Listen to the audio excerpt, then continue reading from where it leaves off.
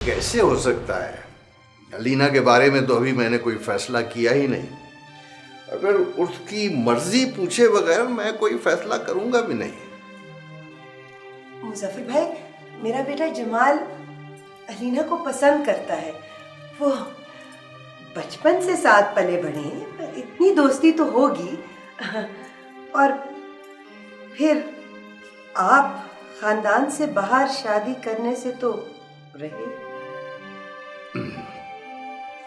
मगर बहन, तुम ये भी तो सोचो कि हमारी एक दूसरी बहन समीना भी है। उसका बेटा दानियाल भी तो अलीना के साथ खेल कूद कर जवान हुआ है। अब यही सवाल वो भी कर सकती है जो सवाल तुमने किया है। देखो ना, मेरे लिए फैसला करना तो बहुत मुश्किल होगा, फिर भी मैं बातों ही बातों में अलीना से जिक्र करूंगा। इंशाल्लाह बेहतर होगा, तुम फिक्र ना करो। हाँ,